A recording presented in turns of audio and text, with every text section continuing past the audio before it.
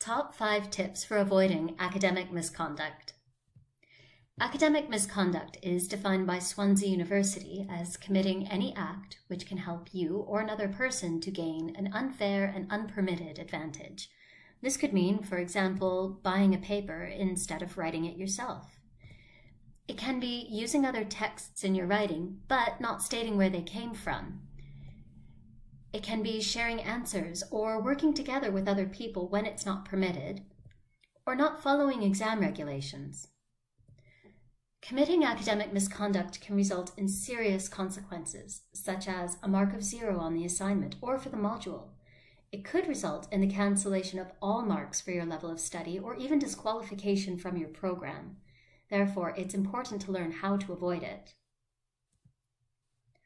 Our top 5 tips to avoid academic misconduct are: give yourself enough time to do the assignment, communicate with your lecturers if you need an extension or if you have extenuating circumstances, always acknowledge where you found your information, keep track of your sources when note-taking, and finally, when in doubt, ask for help. Let's take a closer look at each of these tips. Tip number 1, give yourself enough time to do the assignment. Many students who face academic misconduct cases say that they didn't have enough time to complete the work properly. Therefore, it's important to get started early and make a plan which considers all the steps you'll need to take to complete your assignment. Think realistically about how much time you might spend reading and researching your topic, writing, editing, and proofreading, and then make a schedule for yourself which works towards the deadline.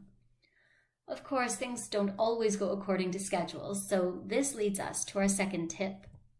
Communicate with your lecturers if you need an extension or have extenuating circumstances. If you recognize that you cannot complete an assignment on time, there's no harm in asking for an extension. Likewise, if there are personal issues affecting your work, you may be able to apply for extenuating circumstances.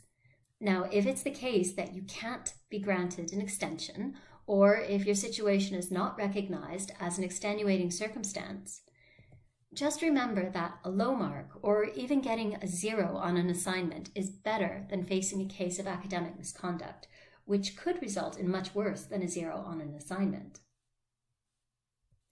Tip number 3, remember to acknowledge where you found your information. This means that when you use a text or an idea from another source in your own writing, you need to cite and reference it correctly. Citations occur within your text or as a footnote, and references are placed at the end of your text. Depending on the referencing system you're using, you'll need to include information such as the author's name, the date of publication, and other details about the text. Situations where you'll need to cite and reference are when you use someone else's words directly. You'll usually place these words inside quotation marks and provide a citation and a reference. Also, if you paraphrase, meaning you use someone else's idea, but you put it in your own words, then you'll also need to cite and reference. If you're not sure how to cite and reference correctly, first, find out which referencing style you need to use, and then follow the guidelines on how to do this.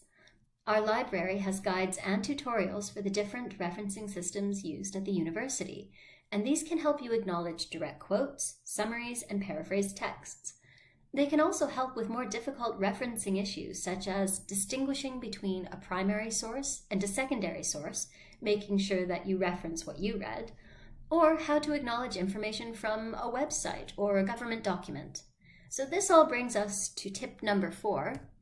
Keep track of the source when note-taking.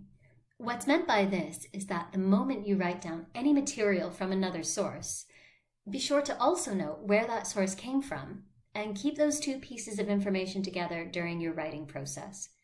If you've written a direct quote, then place quotation marks around the material right away so you don't forget that it's not in your own words.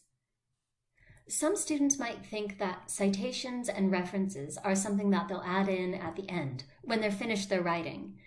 The problem with this is that they could forget where the information came from in the first place, resulting in possibly hours of searching for that information. Or they could end up attributing that text with the wrong source, or even forget that they needed to cite the text in the first place, and this can result in a case of plagiarism. Therefore, Keep the material and the sources together, even if you're at the note-taking stage, the outlining stage, or just sketching out your first draft. Doing this will save you a lot of time and stress and help you avoid plagiarizing others' work. Of course, you'll need to take the time to make sure that the citations and the references are in the correct format. And yes, this can be done at the end of your writing process. So it's a good idea to make sure you leave enough time to do this and work it into your writing plan. Our final tip, when in doubt, ask for help. There are many resources available to you to help you avoid academic misconduct. Your course handbooks and guides should outline what you can and cannot do for different assignments. However, if something's not clear to you and you need extra advice, you can always ask your lecturer or tutor.